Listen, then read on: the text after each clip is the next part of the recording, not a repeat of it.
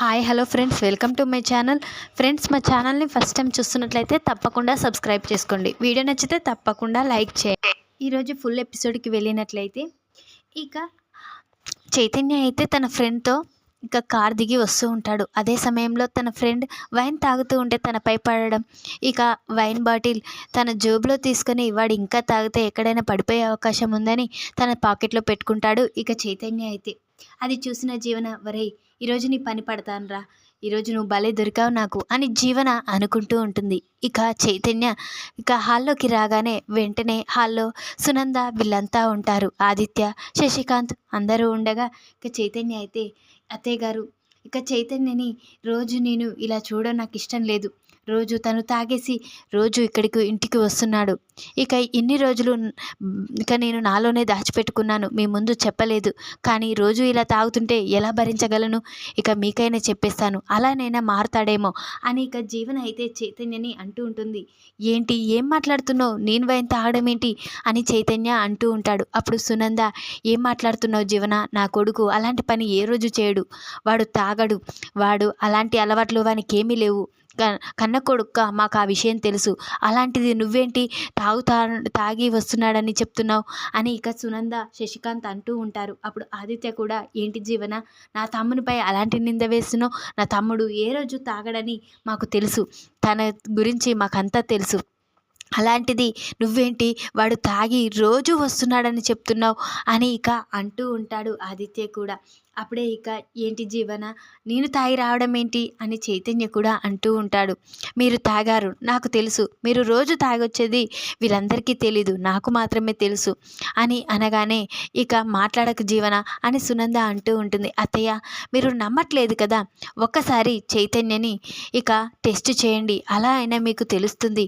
ఒకసారి తన దగ్గరికి వెళ్ళి స్మెల్ చూడండి, ఆ తర్వాత తను తాగడం లేదా అనేది మీకు తెలుస్తుంది అని చైతన్య గురించి జీవన సునంద వాళ్ళతో అంటూ ఉంటుంది. అప్పుడే ఇక సునంద అయితే, ఏమండి, వెళ్ళి వాడిని చెక్ చేయండి, స్మెల్ చూడండి, వాని దగ్గర వైన్ వాసన వస్తుందో చూడండి, ఆ తర్వాత జీవన సంగతి చూస్తా అని ఇక సునంద అంటూ ఉంటుంది. అప్పుడు ఇక శశికాంత్ అయితే వెంటనే ఇక చైతన్య దగ్గరికి వెళ్ళి స్మెల్ చూస్తే ఇక తన ఫ్రెండ్ వైన్ పోసేస్తాడు కదా చూడకుండా, అది స్మెల్ రావడంతో వీడి దగ్గర నిజంగానే స్మెల్ వస్తుంది అని అనగానే ఒక్కసారి ఇంట్లో వాళ్ళంతా స్టన్ అయిపోతారు. ఏంటి నాన్న, ఏం మాట్లాడుతున్నావు? వాన్ దగ్గర వైన్ స్మెల్ రావడం ఏంటి అని అంటూ ఉంటాడు ఆదిత్య అయితే. అవునరా, ఇక జీవన చెప్పేది నిజం, నింద కాదు అని అనగానే, ఇక నేను నమ్మను, ఎవరైనా ఇక వాళ్ళ ఫ్రెండ్స్ వల్ల ఇలా కావచ్చు అని అనగానే, అలా అయితే మీరు నమ్మట్లేరు కదా మామయ్య గారు, అయితే ఇక తన ప్యాకెట్లో చూడండి, ఏదైనా దొరుకుతుంది. తను తాగడమే కాదు, రోజు ఒక బాటిల్ తీసుకొని ఇంటికి కూడా వస్తున్నాడు, ఇక కావాలంటే తన ప్యాకెట్లో ఉంటుంది చూడండి అని ఇక జీవన అంటూ ఉంటుంది. అప్పుడే ఇక చైతన్య అయితే, అమ్మ జీవన, ఇక నువ్వు నా ఫ్రెండ్తో కార్లో నుంచి దిగడం, వైన్ బాటిల్ నేను ప్యాకెట్లో పెట్టుకోవడం నువ్వు చూసావు కదా, కావాలని నన్ను ఇరికించావు కదా, నీ అంతు చూస్తా, రూమ్లో పదవే అని ఇక చైతన్య అనుకుంటూ ఉంటాడు. అప్పుడే ఇక, ఏంటి మామయ్య గారు ఆలోచిస్తున్నారేంటి, ఇక చైతన్య ప్యాకెట్లో చెక్ చేయండి, మీకే తెలుస్తుంది అని ఇక జీవన చెప్పగానే వెంటనే శశికాంత్ ఇక చైతన్య ప్యాకెట్లో చూద్దామని ఇక వెంటనే సునంద, చూడండి, ఎందుకు ఆలోచిస్తున్నారు, జీవన చెప్పింది నిందే అని నిజం కాదని తెలుస్తుంది కదా అని చైతన్య గురించి అంటూ ఉంటుంది సునంద అయితే. అప్పుడే శశికాంత్ వెంటనే తన ప్యాకెట్లో చూస్తే ఇక వైన్ బాటిల్ ఉంటుంది. అది తీసి చూసి ఒక్కసారే షాక్ అయిపోతారు ఇంట్లో వాళ్ళు. ఏంట్రా, నిన్ను ఇన్ని రోజులు నమ్మాము, నువ్వు ఇక ఈ విషయంలోనైనా మంచిగానే ప్రవర్తిస్తున్నావు అనుకున్నాను, కానీ ఒక పక్క తల్లిని బాధ పెడుతున్నావు, మరో పక్క కట్టుకున్న భార్యను కూడా బాధ పెడుతున్నావు. ఎందుకు, నీకు ఈ అలవాటు కూడా ఉందా? ఇన్ని రోజులు మేము తెలుసుకోలేకపోయాము, ఇన్ని రోజులు నువ్వు ఇంట్లో వండుకుంటూ మంచివానిలా ప్రవర్తించావు అంటే నీకు ఈ అలవాటు కూడా ఉన్నాయి అని ఇక నుంచి నువ్వు ఇంట్లో ఉండాలంటే మరోసారి ఇలాంటి పని చేయకూడదు, మరోసారి ఇదే పని చేసావంటే నిన్ను ఇంట్లో నుంచి బయటికి పంపించేస్తాము అని ఇక సునంద అయితే ఇక వార్నింగ్ ఇస్తుంది.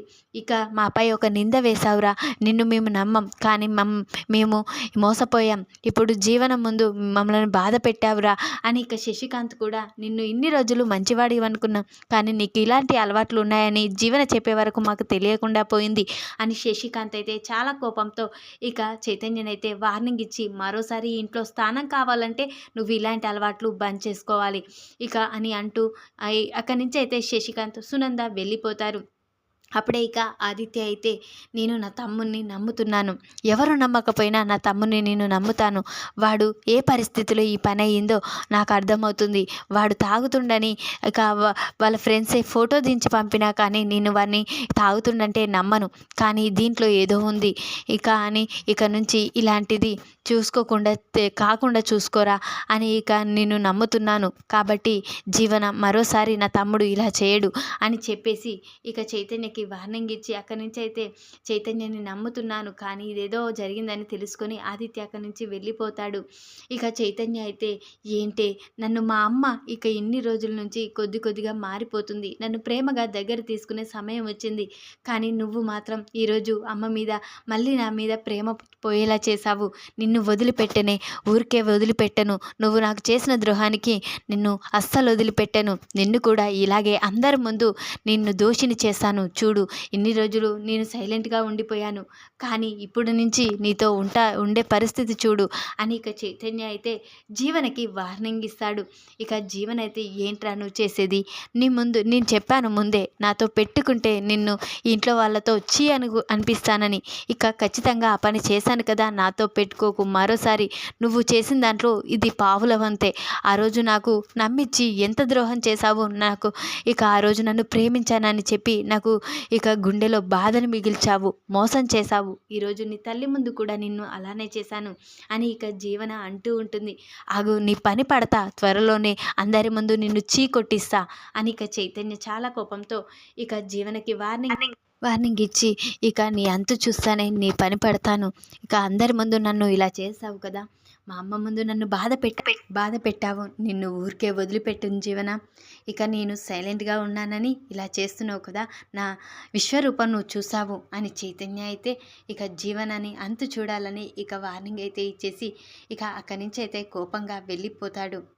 ఇక అందరి ముందైతే జీవన ఇక చైతన్యని బాధ పెట్టానని చాలా సంతోషం, రేయ్ నేను నన్ను ప్రేమించానని నన్ను మోసం చేశావురా, ఈరోజు నిన్ను నీ వాళ్ళతోనే కొట్టించాను, ఇక నుంచి నీ అంతు చూడడానికే నేను ఉంటాను, ఇక నన్ను ప్రేమతో వంచపరుచుకొని నన్ను పెళ్లి చేసుకున్నావు, కానీ నువ్వు నన్ను పగతో పెళ్లి చేసుకున్నావని నేను తెలుసుకోలేకపోయాను, ఇక నుంచి నీకు ఈ విధంగానే ఇంట్లో వాళ్ళందరితో కొట్టించేలా రోజు ఇలానే చేస్తాను, నువ్వు బాధపడేలా అని ఇక అంటూ జీవన కూడా చాలా సంతోషంతో అక్కడి నుంచి అయితే వెళ్ళిపోతుంది.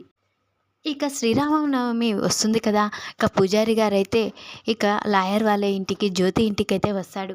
అప్పుడే అక్కడున్న హైమావతి ఇక హైమావతి గారు ఇక ఈ ఆనవాయితీగా వస్తున్న శ్రీరామనవమి ఇక రాముడు సీత కళ్యాణం, ఇక మీ వాళ్ళే కదా ఎప్పటికీ కూర్చునేది, కళ్యాణం జరిపించేది మీరే కదా, ఈసారి మరి అయ్యగారు లేరు కదా ఎలా అని అంటూ ఉంటాడు పూజారి అయితే. అప్పుడే హైమావతి పూజారి గారు ఆయన త్వరలోనే వస్తారు, కానీ ఈసారి పీటలపై కూర్చొని కళ్యాణం జరిపించేది మేము కాదు అని చెప్పగానే జ్యోతి గారు ఇక లాయర్ గారా అని అంటూ ఉంటాడు. ఇక పూజారి అయితే అప్పుడు లేదు పూజారి గారు, ఈసారి నా మనవడు కూర్చుంటారు, కొత్తగా పెళ్ళైన జంట కదా, కళ్యాణం జరిపిస్తే మంచి కలుగుతుందని అందరూ అంటుంటే విన్నాను, కాబట్టి ఈసారి నా మనవరాలు కూర్చుంటారు అని చెప్పగానే పూజారి ఏంటమ్మా వాళ్ళిద్దరూ కూర్చోడానికి ఒప్పుకుంటారా, మీ కుటుంబం వాళ్ళ కుటుంబం సఖ్యతగా లేదు అని విన్నాను, మరి ఇలా కూర్చుంటారా ఒప్పుకుంటారా అని పూజారి అంటూ ఉంటాడు. ఏదో విధంగా వాళ్ళని ఒప్పిస్తాం పూజారి గారు, ఎలాగైనా ఈసారి నా మనవడి చేతుల మీదుగా ఈ కళ్యాణం జరిపిద్దామని అనుకున్నాను, అందరూ అంటుంటే విన్నాను, కాబట్టి వాళ్ళనే కూర్చోపెట్టాలని సిద్ధంగా ఉన్నాను, ఇక వాళ్ళని ఎలాగైనా తీసుకువచ్చి ఈ కళ్యాణం జరిపించేలా నేను చేస్తాను పూజారి గారు, ఈసారి ఇక ఘనంగా రంగరంగ వైభవంగా జరగాలి సీతారాముల కళ్యాణం, నా మనవరాల చేతుల మీదుగా జరగాలి అని నేను చాలా ఇది చూసి నేను కన్ను మూసినా పర్లేదు, ఇక వాళ్ళు సంతోషంగా జీవితాంతం కలకాలం ఉండాలి అని హైమావతి పూజారితో అంటూ ఉంటుంది. నువ్వు చెప్పేది నాకు కూడా సంతోషంగానే ఉంది. కానీ వాళ్ళు వచ్చి ఈ కళ్యాణం జరిపిస్తే చాలా సంతోషం అమ్మా. ఖచ్చితంగా నీ మనవరాలు మనవరు నువ్వు కోరుకున్న విధంగా వచ్చి కళ్యాణం జరుపుతారు ఇక అని అంటూ నీ కోరిక తీరుతుందమ్మా అని పూజారి గారైతే హైమావతికి చెప్పగానే ఇక హైమావతి అయితే మీ మాట మేరకు వాళ్ళిద్దరూ వచ్చి ఈ కళ్యాణ పీఠంలో కూర్చోవాలి అని ఇక సంతోషపడుతూ ఉంటుంది. ఇక హైమావతి ఎలాగైనా ఇక జీవనని తన భర్తని ఈ సీతారామ కళ్యాణానికి వచ్చి కళ్యాణం జరిపేలా చేయాలి ఎలాగైనా అని ఇక హైమావతి అనుకుంటూ ఉంటుంది. ఎలాగైనా ఇక జీవనని వచ్చేలా చేయాలి. జీవన కుటుంబం ఇక ఒప్పుకోరు, మరి ఏం చేయాలి అర్థం కావడం లేదు అని ఇక అనుకుంటూ హైమావతి ఆలోచిస్తూ ఉంటుంది. వెంటనే అక్కడికైతే జ్యోతి వస్తుంది. ఏంటత్తయ్య గారు ఏం ఆలోచిస్తున్నారు అని అంటూ ఉంటుంది జ్యోతి అయితే. ఇక రాముని సీత కళ్యాణానికి ఈసారి నా మనవన్ని పీటలపై కూర్చోపెట్టి కళ్యాణం జరిపించాలని నా కోరిక. ఈసారి పూజారి గారికి కూడా అదే చెప్పాను. ఈసారి మేము చేయడం లేదు, ఇక జీవన నా మనవడు చేస్తున్నారని చెప్పాను. ఇక దానికి ఒప్పియాలి, ఎలాగైనా జీవనని వచ్చేలా చేయాలి అని ఇక అంటూ ఉంటుంది హైమావతి అయితే. అప్పుడే ఇక జ్యోతి అయితే ఏంటత్తయ్య గారు మీరేం మాట్లాడుతున్నారో మీకు అర్థమవుతుందా? ఆ కుటుంబానికి మనం అంటేనే ఇష్టం లేదు, అలాంటిది ఇక తను వచ్చి ఇక మన ఇంట్లో జరిగే కళ్యాణానికి పీటలపై కూర్చుంటుందా? ఇక కూతురు అంటే ఏమో కానీ ఇక తన కొడుకుని కూడా సునంద పంపిస్తుందా అని ఇక అంటూ ఉంటుంది జ్యోతి అయితే.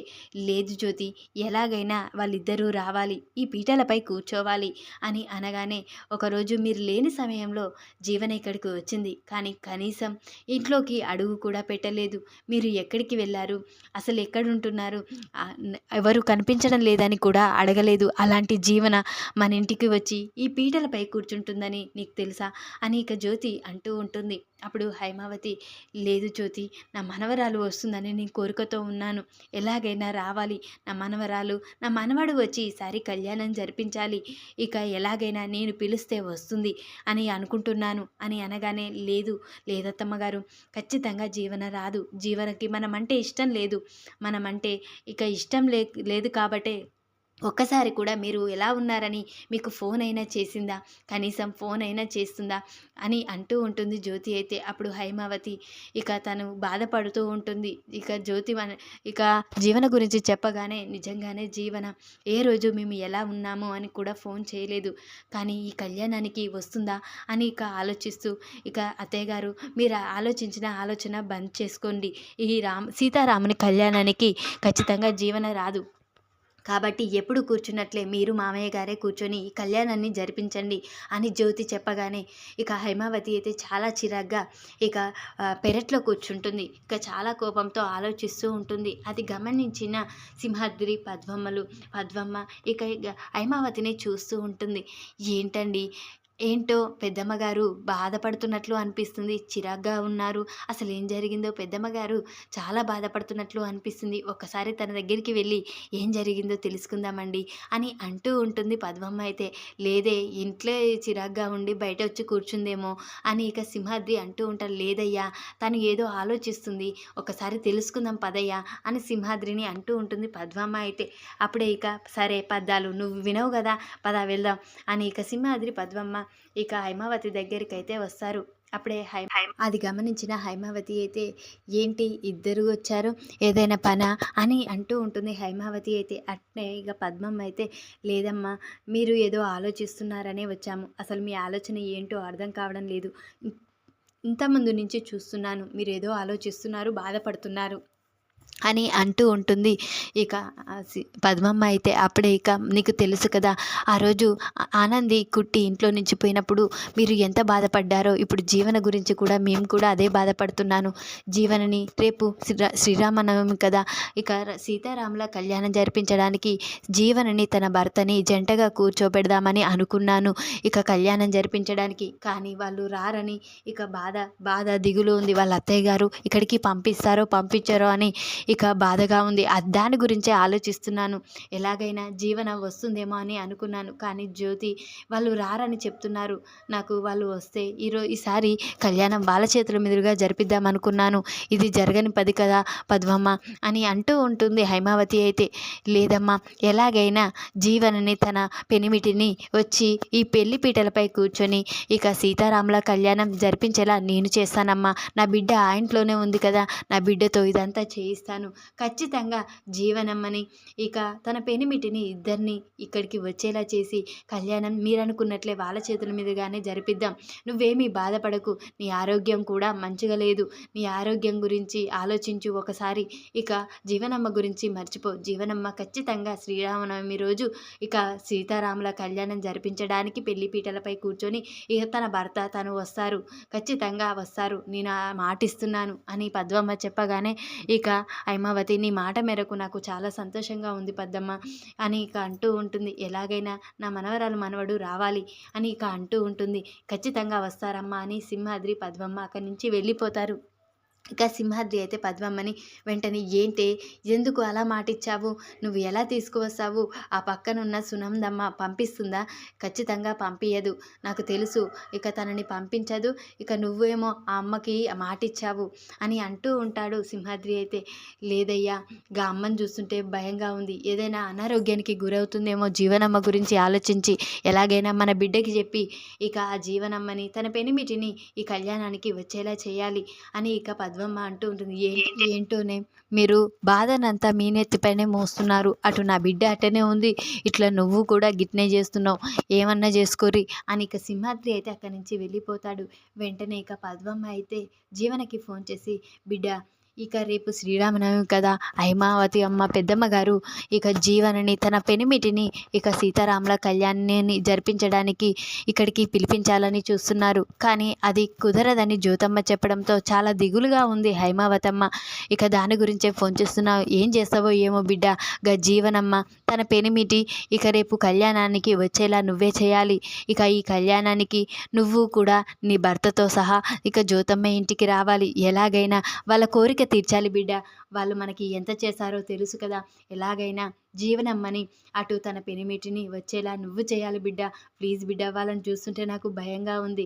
ఇక ఆయమ పెద్దమ్మ గారైతే ఇక వాళ్ళు చాలా బాధపడుతున్నారు. ఇప్పుడు జీవనమ్మ రాలేదని తెలిస్తే మళ్ళీ ఏ అఘాయిత్యానికి గురవుతుందో, ఆ రోజే చాలా బాధపడింది అని ఇక అంటూ ఉంటుంది పద్మమ్మ ఫోన్ చేసి ఆనందికైతే. అప్పుడే ఆనంది, సరే అమ్మ, పెద్దమ్మ గారి కోసం ఖచ్చితంగా జీవనని తీసుకొచ్చే ఇలా నేను చేస్తాను, ఎలాగైనా ఆ కళ్యాణానికి జీవనని చైతన్యని తీసుకొని నేను వస్తాను అని ఇక అంటూ ఉంటుంది ఆనంది అయితే. వెంటనే అందరూ భోజనం చేసే సమయానికి ఇక జీవన అయితే, అత్తయ్య గారు మీకు ఒక విషయం చెప్పాలి అని అంటూ ఉంటుంది. ఏంటానంది అని సునంద అనగానే, అత్తయ్య గారు రేపు శ్రీరామనవమి కదా, ఇక శ్రీరామనవమి రోజు జీవనని చైతన్యని కళ్యాణం జరిపించడానికి తెలిసిన వాళ్ళు రమ్మన్నారు, అట్లాగే నన్ను ఆదిత్య బాబుని కూడా రమ్మన్నారు, అందుకే మీరు పంపిస్తారని మేము అనుకుంటున్నాము అని అంటూ ఉంటుంది ఆనంది అయితే సునందతో. అప్పుడు సునంద ఒక్కసారే షాక్ అయిపోతుంది. ఎవరు ఆనంది, మిమ్మల్ని పిలిచిన గెస్ట్ ఎవరు అని అడుగుతూ ఉంటుంది. అప్పుడు ఇక ఆనంది అయితే తలబడుతూ ఉంటుంది. ఈ విధంగానైతే ఆనంది మరి ఇక శ్రీరామునికి కళ్యాణానికి శ్రీరామనవమి రోజు చైతన్యం జీవన్ని తీసుకొని ఇక జ్యోతి ఇంటికి వెళ్తుంది. ఈ వీడియో కనుక మీకు నచ్చినట్లయితే లైక్ చేయండి. మరిన్ని వీడియోల కోసం ఛానల్ని సబ్స్క్రైబ్ చేసుకోండి ఫ్రెండ్స్. Thanks for watching.